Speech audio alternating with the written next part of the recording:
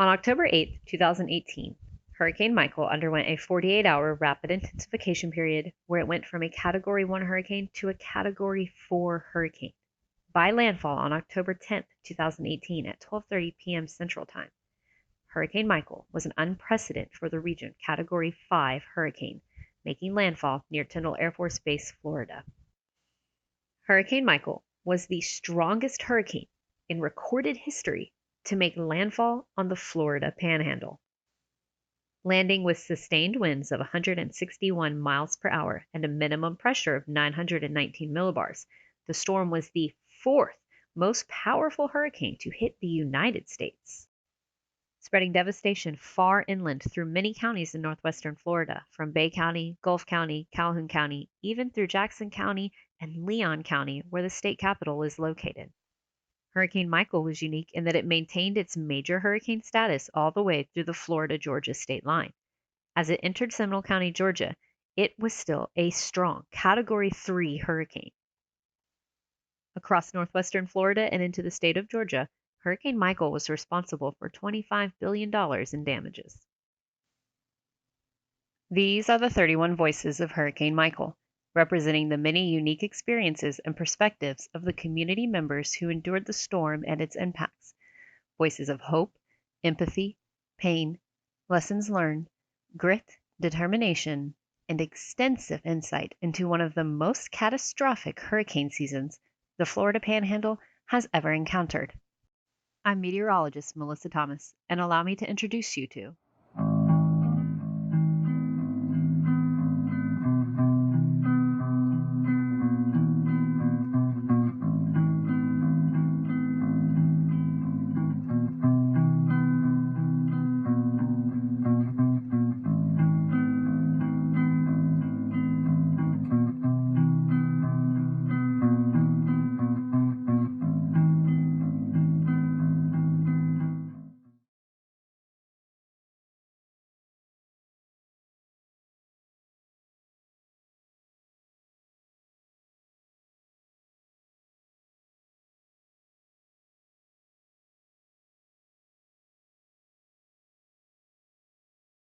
Hello, I'm meteorologist Melissa Thomas, here with another one of the voices of Project Hurricane Michael's Voice.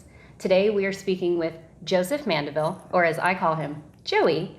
He is actually a fellow storm chaser and a very, very established lightning photographer in Bay County. He's been doing it for many years, over a decade.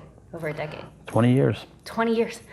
2 decades, going on 2 decades years of chasing storms and capturing some of the most amazing lightning shots I've personally ever seen. And not just lightning, I mean atmosphere in general. Atmosphere photography, just beautiful shots, sunsets. If you can catch it in Bay County, Joey's out there catching it. So let's go ahead and start. October 10th, 2018, Hurricane Michael made landfall. But prior to that, how was Panama City home to you? Let's get your story. Well, I was born in Gulf Coast Hospital So home in 1979, so it's been home for 40 years. Born and raised, all right. Born and raised. Okay. Weathered many hurricanes before, but nothing like Hurricane Michael. Yeah. And you've been through many severe storms, not just hurricanes. So that summer, 2018, how are you feeling? Are you feeling prepared for hurricane season? What was it like leading up to the storm? I was enjoying the summertime storms, Yeah. taking pictures, doing my thing. And a buddy of mine, he got a hold of me one day and he said that look for tropical activity in the Gulf next week. And I kind of like, we could all see the models. The models sometimes they're overblown and stuff like that. But as days went on, you could see it developing. And shortly after, there's a tropical storm. Yeah. And shortly after, there's a Category 2 hurricane.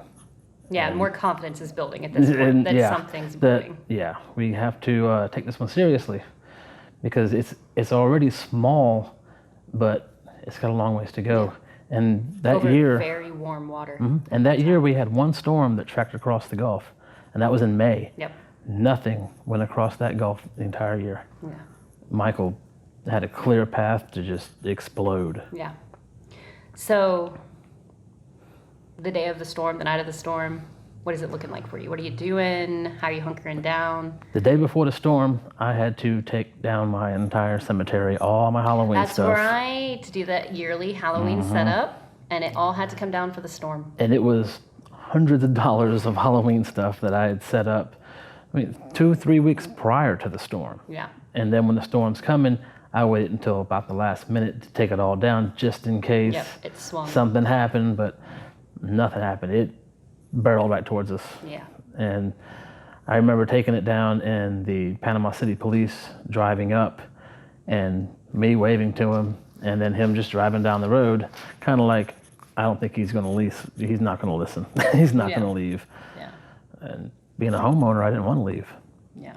And I had 5 dogs. And having experience with storms. Mm-hmm. Didn't want to. I was curious to see what it was going to be like because we haven't had a hurricane in 13 years. Yeah.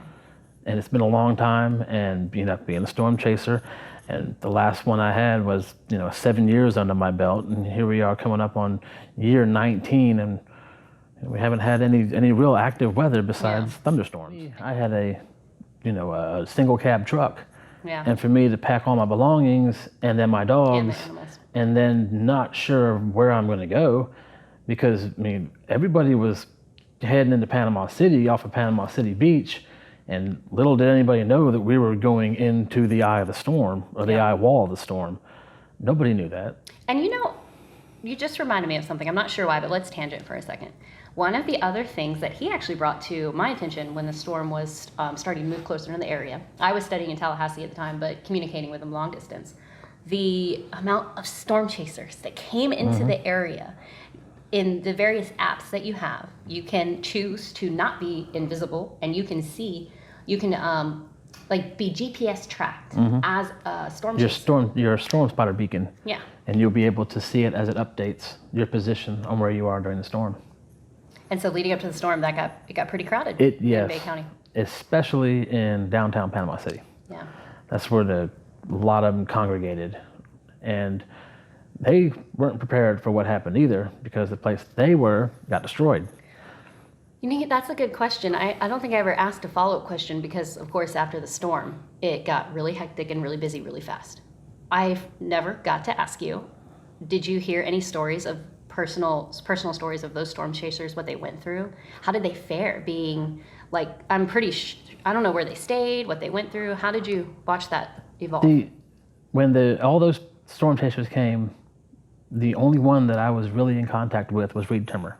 Okay. Reed Timmer came. Fangirling.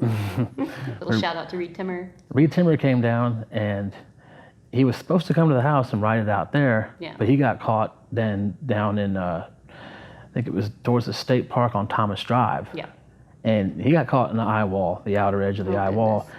And he said that it was like no other thing. And he told me in a text, he said, "Joe, I should have came to your house." And I said, "You should have came too." Because my house got damaged. It had broken windows, just large pieces of wood this big wedged in the side, which you'll probably see the pictures of and the video of. Let's pivot to that. What was riding the storm out, hunkered down in your home with your animals like? Believe it or not, I spent most of my time out the front door, recording the storm, documenting it. For not only, if you know Joey, you believe it. And not only for me, but for my neighbors too, because as their houses got tore up, there's no insurance should have no problem helping them seeing what actually happened to their house. So after the storm, the worst parts of it, we're talking whiteout hurricane conditions to where you couldn't see nothing, you couldn't hear nothing but the roar, the whoop.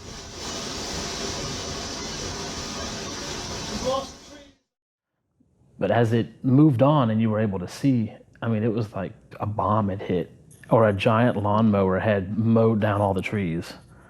And select houses were half a house, no roof, trees on top of them, trees smashed through them.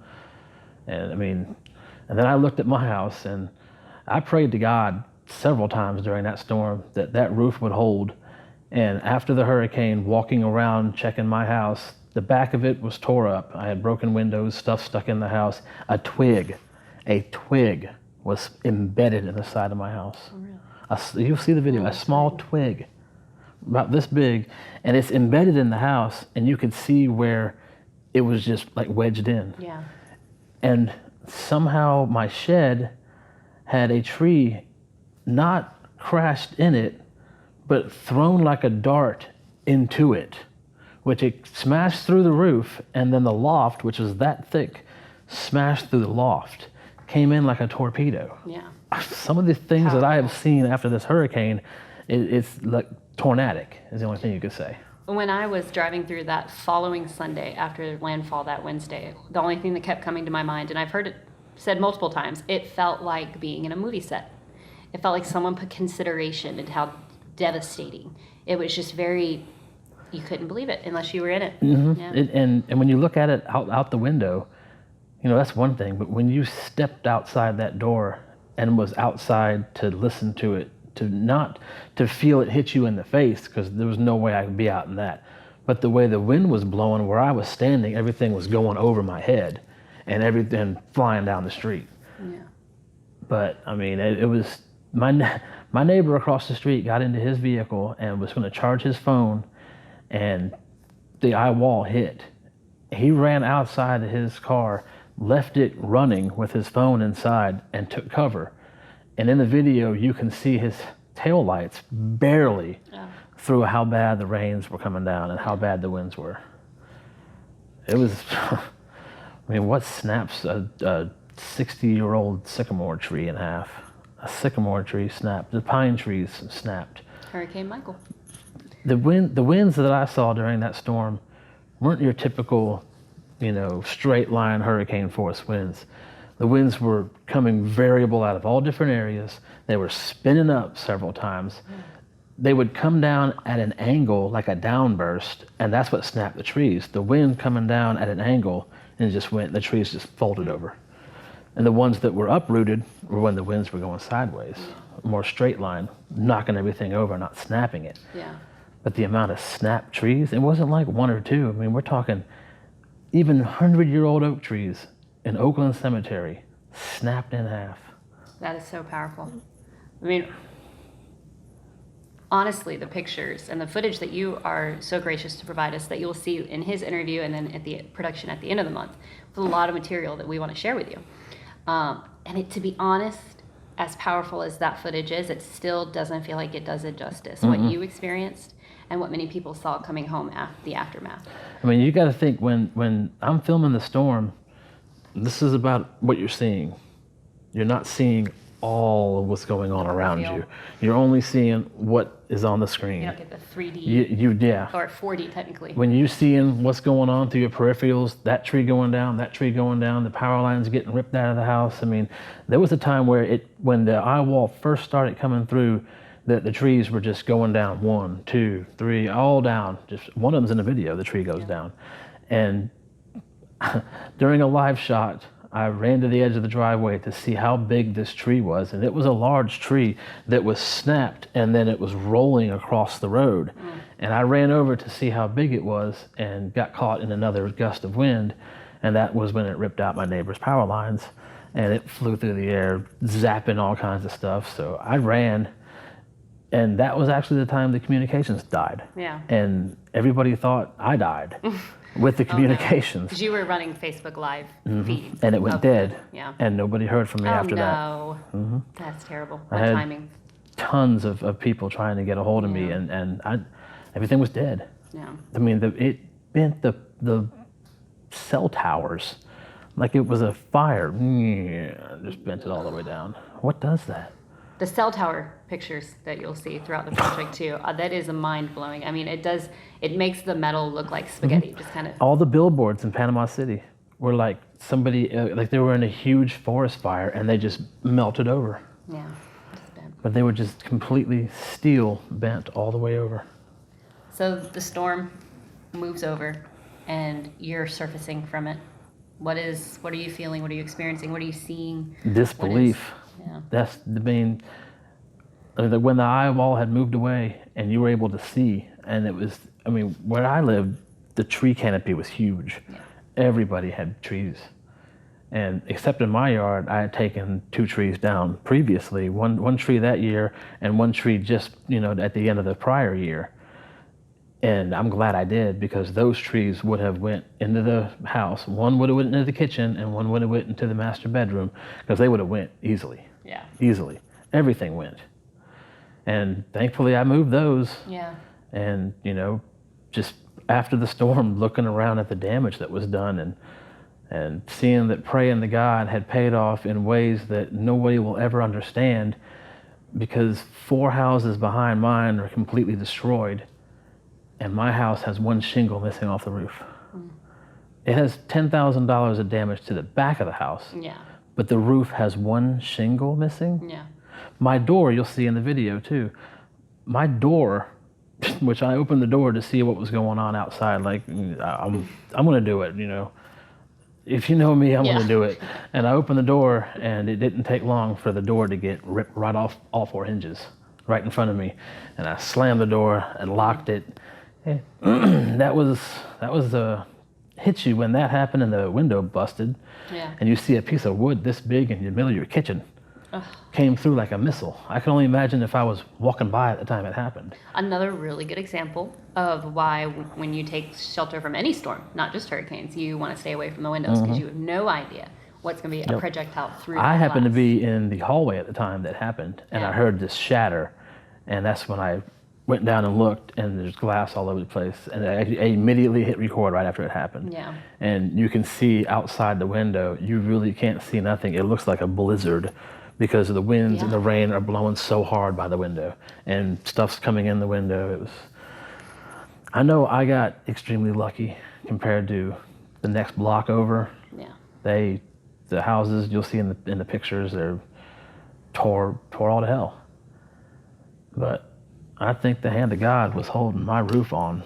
Yeah. And riding that storm out alone with 2 of my 5 dogs, because my ex-wife took the other 3, actually 3 of my 5 dogs, excuse me. Yeah. She took the other 2 and went to 231 closer into the eye of the storm. Without even realizing it. Yeah, exactly. Nobody thought, everybody's thinking get off the coast, and Panama City and places where the beach people evacuated to got the worst of it. And people didn't know. I mean, you were trying to get away from it and you were going into the core of it. And when you look at the radar, you could see that western eye wall was like no other hurricane ever had. And that's what I'm hearing a recurring consensus is that a lot of people felt safe away from the coast, but this storm was so big and its hazards or impacts felt so far inland. Like a double-edged sword, because it washed away Mexico Beach and blew away Panama City. And the way it was coming in was wash Mexico Beach away, blow away Parker, Springfield, Panama City, Tyndall. And then it cut that path all the way up into Georgia. It remained a Category 3 Georgia in Georgia. That was astounding in itself, maintaining its Category 3 status to the state line. I think it didn't Florida and didn't Georgia. drop to a tropical storm until, what was it, around Albany? Yeah, I can't remember off the top of my head, It was but it was middle significantly Georgia. far. Middle Georgia had a hurricane. It snapped trees all the way up into Georgia. Had that wicked twirling winds. Now, they say there was no tornadoes, but how do you know? On the radar, you see tornado vortex signatures all around that eye wall, as well as lightning. Yeah. The amount of lightning in that storm was amazing. Now, that is actually kind of a rare phenomenon, the lightning in the core of a hurricane. During one of my lectures at FSU, they exposed us to this study that the lightning is not very common at the core of a hurricane, but they're starting to find that when you do see lightning, it's an indicator of intensification. Massive intensification. And the amount of lightning at the core of it was mind-blowing. So it Lightning- was still growing up to landfall. Before we lost communications, I had a lightning alert, and it hit 0.6 miles away from my house during that eye wall. Yeah. Lightning that close, I didn't see it. I didn't hear it. Drowned out by the storm. That's Drowned crazy. out by just the screaming demons of that hurricane. Yeah, yeah. I think the tornado aspect is, when I was doing a little bit of research into it, they're being explained as mesovortices, little mini swirls of intense swirls in the storm itself. Crossing winds. It's not from the cloud to the ground. Yeah. It's more of a ground level Yeah. vortice. But whatever it was, Yeah. one of them spun by in the video, and I pointed out as a tornado, because when you see it spinning around with all kinds of debris, the first thing you think of is, here comes a tornado passing through. Yeah. I've never seen anything like it. Literally, when when I went down 19th Street right after the storm, the day after, the phone poles were snapped in half all down 19th Street. And seeing phone poles snapped in half is something I have never seen in any kind of storm. Usually if power lines go down, the pole, leaning or falls over, but they don't snap in half. Yeah. And all down the road, like driving just through snapped power 23rd lines. Street, I'd say 80%, maybe 75% of the power poles were laying in the middle of 23rd Street, smashed all over the place. Yeah. I mean, the pictures were just, I mean, you didn't even know what to say. When we were driving around taking pictures and video, we didn't say nothing. We didn't know what to say. We were like, this is home. This is where this is the day of the storm after it, or a day after? 1 day after. 1 day after, so that Thursday. Kind of getting a tour of what your We home went down like. 23rd, and nobody really, touched the damage. You were pretty much on your own, and the National Guard was all over the place, and the police and highway patrol and just about every law enforcement agency within a 100-mile radius or so came. And for many days, the level of destruction on your path, your roadways, and the ability to maneuver, many people weren't allowed back into the county for a few, solid 2 to 3 days solid, no entry. Which is why, when that had happened, you're right, because our neighbors that left didn't come back for like 2 or 4, maybe 5 days. Entry into the county. And that is when things started getting crazy, because we had to basically watch over our house as well as take care of our neighbors. And there was me and one other guy on our block, which there probably were more, but it was only me and one other guy that we did what we called looter patrol. I had a shotgun, he had a couple pistols. He was 3 houses down from where I was, and I would post my table up and sit outside. And if he was out there, I'd flash the flashlight to see if he's still out there, and he'd flash back, let me know I'm still here. Yeah. And the next day when I met him, we had a big cookout. I invited everybody over, for a giant cookout. If you got food, let's throw it on the grill. Let's, get everybody fed, just lots of food. And I got to meet him. And I told him, I said, look, I'm going to be out here, until we get some kind of police. We had no police on the road. We had nobody. There was no army. I mean, they had a post on Michigan Avenue.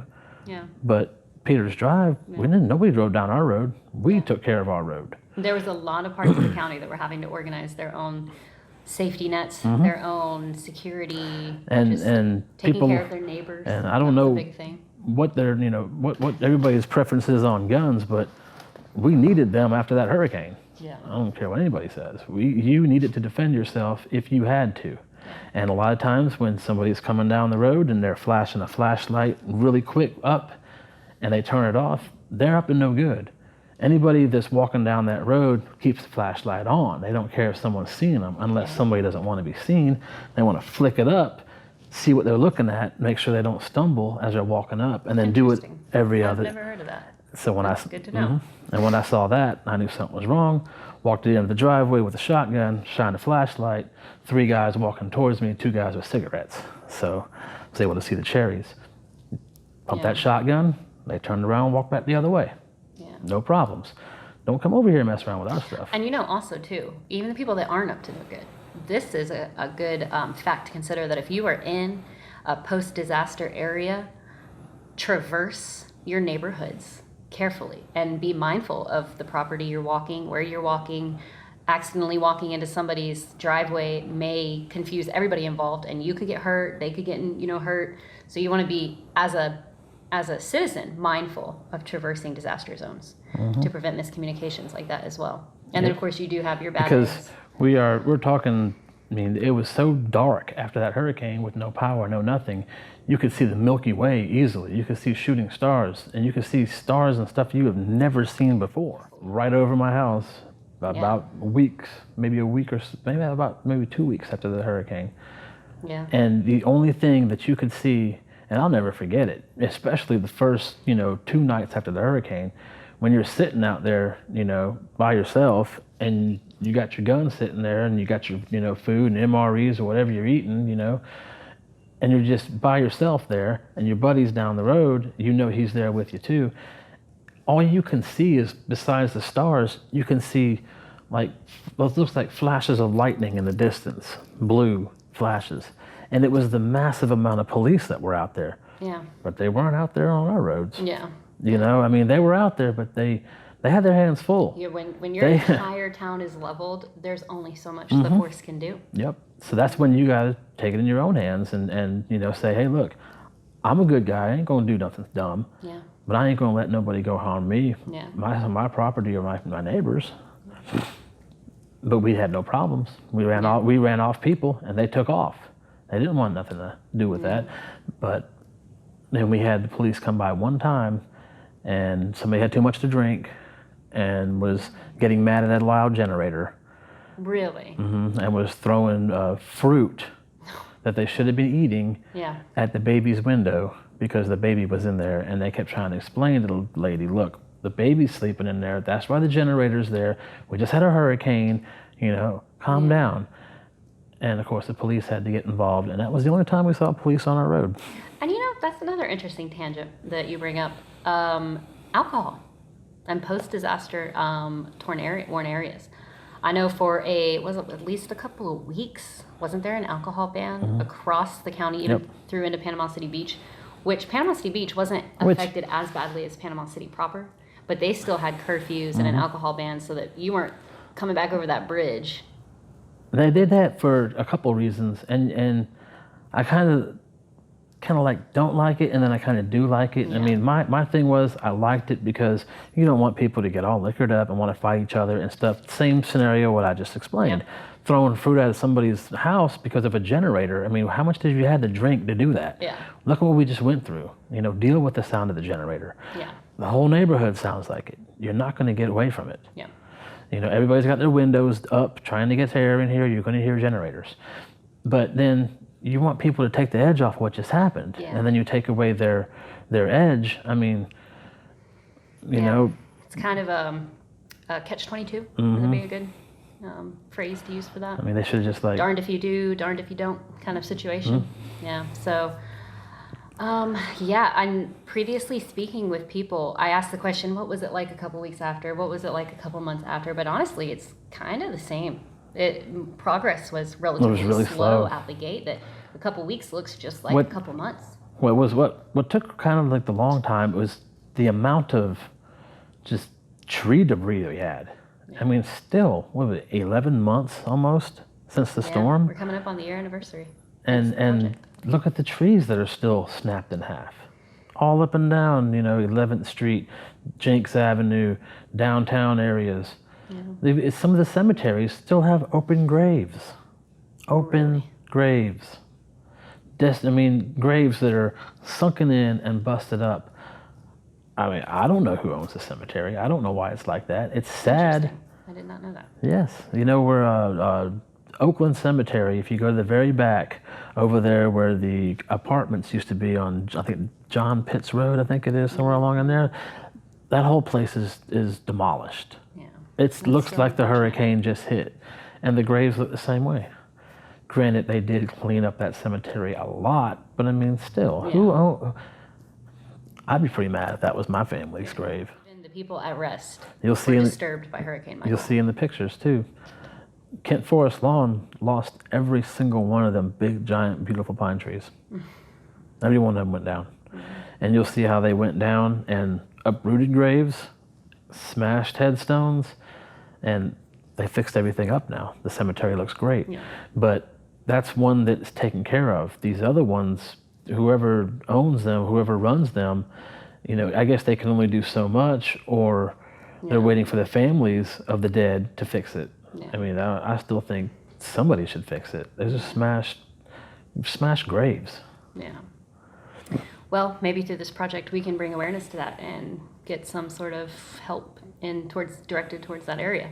And it may even be just I'm not familiar how cemeteries work or managing them happens, but maybe it's like getting permission to mess with everything, to clean it up in such like a intimate way.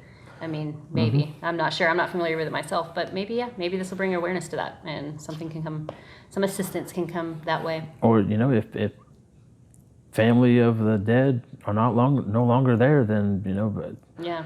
we got to take care of it Yeah. as As community citizens, members. communities, at home. Try to get another one, cemetery day is going up, and broadcast it and put it out there. Don't kind of like Hope do it gets cleaned up. one little story on it and think, somebody's going to remember it. No, Yeah. keep on putting it out there. Put sponsors on Facebook. Put it out there where people see it constantly and then say, hey, you know what? Remember that? Let's go do that. Let's go take care of that. Yeah. I mean, I will go get pictures and show you how bad it is in some areas. How has the year been for you? Does anything stand out in the recovery process to your mind's eye across the year leading up onto the anniversary? Now, that's a very broad question, so just pick and choose what one you thing want to that I zone in had, one thing that it kind of aggravates me, and it seems to be like they just kind of ignore a lot of, and it's the lack of housing. There are so many houses that are still tore up, unlivable houses. How many people are living in mold houses with landlords that are making some of them sign papers, which this is what I heard, I don't know if it's true or not, of if they get sick because of mold, they can't be held liable. Yeah. Why would you live in those conditions?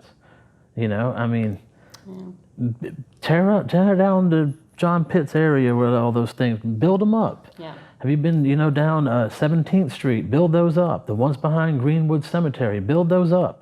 Because there's very few of them, and the people that have them are asking for outrageous prices. Now, I can play devil's advocate on one part. If you're charging outrageous prices and you're putting that into your home to fix your home, to take care of your home, reasonable. Yes. But if you're just letting people live in a dumpy home that's damaged and has mold in it, and you expect them to pay $1,500 to $2,500 a month, what is wrong with you? Yeah. Why would you do that? There are bad eggs amongst every good community member. Take advantage of situations for sure. Show some I'm going to fix this for you people, but we're going to rent this dumpy place for you for thousands of dollars a month, but we're not going to fix it. Yeah. Unfortunately, that is something It's we're sad. witnessing in the community. Yeah. It's very unfortunate. I mean, straighten up before we get hit by another hurricane and it wipes off your house because you're acting the way you are. Yeah. And in defense of the people that are not taking advantage of the situation, this is one thing I'm hearing a lot of, is even Panama City beachside, there was a little bit of reflection on how post-storm situations were poorly handled. Those get attention. Bad eggs get attention. Outrageous things get attention. But there's a massive amount of the quiet majority that are doing good, that are renting appropriately, that are there are people exactly helping them, and so there are people that aren't saying, oh well, everybody's doing this, I'm going to do it too. No, they're saying, you know what, I'm okay, I got taken care of. Let me help my neighbor out. Exactly. And while we're shining a light on the bad eggs, we want to shine a light too on those people, and just a massive thank you to the people that haven't taken advantage of the system, that have helped where they could, and just a little bit of gratitude their way. And I also want to do one thing, the church groups after that hurricane, like St. Andrew's Church, and even the military, when I went to those places to get supplies and stuff like that, they were overwhelmingly just like happy to see you and made you feel welcome and would pile on whatever you needed. And not just local churches too. One of the things that you'll see in the interviews with this project is like churches from Arkansas coming into the area. The Samaritan's Purse that's still in the area. The ones that came down, what was it? The chefs that came down and cooked for everybody. There's so many of them. And then it comes to the government that wants to just, fight like cats and dogs over stupid stuff rather than help out your citizens. It was the citizens that came together for the citizens. The government had nothing to do with it. We went to those places and got supplies and we loaded them in the back of the truck and went around to places like the Cove and people that I worked with and dropped off supplies to them, made sure that they were okay. And when I would tell them that, hey, this is not just for me, I'm distributing it, they would pile it in the truck. So we have a whole, exactly. So you're going to give, and you've got people giving to help the giving effort. Exactly. And the military did the same thing, when they said, well, here's 10 cases of bottled water. Yeah. And I was like, well, 10 cases of bottled water. And he's like, give it away, help people. And I was like, Oh. you got it. And that's what kind of gave me the idea.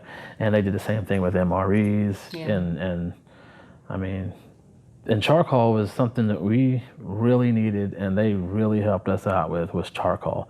Yeah. Because you can't use your gas because the hurricanes, the gas lines are out. Yeah. You can't use your electric stove because the power's out.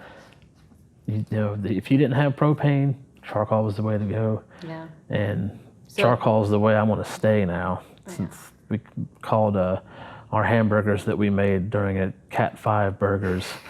I do remember that. Yeah, Cat 5 5 burgers. Yeah. And we grilled up a lot of those Cat 5 burgers because we knew deep down that that storm we just went through wasn't no typical hurricane. That was a Cat 5. Yeah. It wasn't a Cat 4. That was one of the biggest ones ever. Yeah. And I remember Chris Smith hit the nail on the head about a day before when he pointed out that this would be the biggest hurricane that has ever hit Northwest Florida. Yeah. And everybody was like, come on, Chris, really? But he was right. He was on. And when Justin Kiefer was in the middle of the storm getting battered and his ears were popping as well as mine at the same time, and he said when they review this storm, he said, I'm Very likely. to be a 919, this is going to be a Cat 5. He was right too. Our local weather people were right. It did National take- Hurricane Center, yeah. they weren't. And eventually, after there's so much damage surveying that you have to do, and procedures and protocols that the .gov weather people have to go through, that eventually after time they did upgrade it to a 5. But it is something that community members knew out the gate. Yep, that was 5. That was 5. I mean, when And you're our local weather authorities knew leading into it before it hit that this exactly. is going to be huge. this is going to be the biggest one we've ever seen. Yeah. They knew it was going to be over a 3, and we've only seen a 3 in this area. Yeah. And we've only seen a few 3s in this area. That's why we had such the tree canopy that we did. We never had a big storm. And Michael blew away all of our trees. And before that, a lot of the people that had weathered hurricanes, that had that comfort, that sense of I'm going to stay because I've been through one, because nothing more than a 3 has ever rolled through the area, they didn't have the perspective of what more would feel like or how dangerous it could be. I was one of them. They had that perspective of this is what I've been through Yep. and nothing more. Living here for 40 years and watching Gulf Coast hurricanes your entire life because you live on the Gulf Coast. Yeah. And learning about them in school as you were growing up, and now being 20 years a storm chaser, I'm always paying attention to it. But I mean, for that storm to not do what the rest of them have done, and that's peak out in the middle of the Gulf, Yeah. and then drop a couple categories as it hits land and weaken, and Or even do an eye wall replacement, which if you're not familiar with, typically will happen before landfall, weakens it a little Yep. bit while it's going through that. None of that for this storm, unfortunately. It just kept now, intensifying, intensifying. it may have been in the process of starting it. That's why you had all the lightning, Yeah. and that's why the western side of that eye wall was so powerful, and the eastern side, was still, the storm surge was terrible. 17 and a half foot, that's terrible storm surge. But the precipitation and the winds wrapping around on the west side was just tremendous. It was a double-edged sword. Yeah. So how are you feeling leading up to the year anniversary? How has recovery been going for you? Hopes for the future? My recovery's been pretty good. I've gotten a lot of the damage fixed except for 2 things. And one thing is, the fence is still raggedy and there's a big hole in it from where a tree crashed in it. And fence needs a little work, and the shed still has a hole in it. But with all these contractors, you don't even know who they are. I mean, I don't need them out there doing some shoddy job. We can do an entire segment on the contracting issues and insurance issues. That would be a whole project of its own. Yep. It is But I just, frustrating to see. I'd the just community rather get struggling some local guy, maybe somebody that helped me put a patch on it, with. Yeah. rather than somebody that's going to go there and tell me that I need a whole new roof and I don't need all that. Yeah. I just need, it's a shed, not a house. True. just needs So, a patch on it. That's all it needs. Before we wrap the interview up, I did have a very important question. As a storm chaser, before, during, and after, going through something like this, how has it even touched your love of storm chasing? How would you analyze your passion post Hurricane Michael? Well, I'd say that the way I coped with the storm was watching the footage that I shot, kind of like reliving it in a way, and Processing it. exactly. And that was my way of doing it, and and I will always talk about it. Yeah. Always. I mean, it will always be talked about by anybody who went through that. And I ask as a storm chaser myself. He lets me tag along for some of his lightning shoots. Super grateful for that, those adventures. And for my curiosity, and I know we'll probably have multiple storm chasers watching this project, and to hear from a fellow storm chaser going through that, his home, living in it afterward, and his passion. It was different because when a lot of the storm chasers came here, they're coming to a place they don't live. Yeah. They're coming to a place that they don't own. And many storm chasers do stop and help in scenarios that they find they can be helpful. They stop and they help. But as far as having to live in it afterward, They don't have to deal with that. Totally they don't different. have to watch your trees that survived that storm are now dying because of the root system was just tore all to hell after the storm. You don't have to watch our historic buildings get torn down that were hundreds of years old. It when it was coming, and I told friends and family that this was going to be the storm that would completely change this area forever. It has. Now, we don't like to say new norm, as one of my interviewees earlier in the month has. She said she did not like new norm, and I started thinking about it, and I'm like, I can get on board with that, and we're calling it now a new beginning. So it is. Our home has been forever changed, and a hopeful way to look at that is in the mind's eye of a new beginning. And for a lot of places And in Panama speaking of a City, new it is. beginning, I like how you put that, because after the hurricane, it tore down my trees and plants that I had around my house. And since the hurricane, I have planted so many different varieties of plants along the house and along the cool. fence, and bringing it back up to the tropical paradise that I had prior to the storm. But it's so much better now because that's what it is.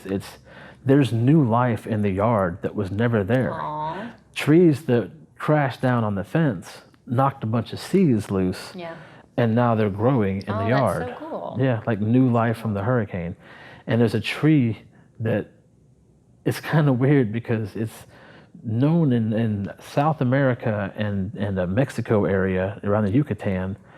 It's not from here, and it's all over the place now since the hurricane. And apparently the seeds are so small, and when that storm has such a huge circulation, that it wound up with some of them seeds in the core of that storm and dropped them all over. I did not hear that. Look at them. That's so cool. And the look vines, into that. the vines that are growing all over the trees, where did they come from? Yeah. Hurricane plants. Hurricane plants. Literally. I like that. And it's a weird tree, and it will open up during the day, and then it will close up during the night. Where this thing came There from, from southern similar Mexico, situations. South America area, which awesome. Hurricane Michael originated right around southern Mexico, around the Yucatan. Pick So stuff up in the atmosphere it could have grabbed it, twirled it around the entire time across the Gulf, and and then dropped it. That is so cool. it is.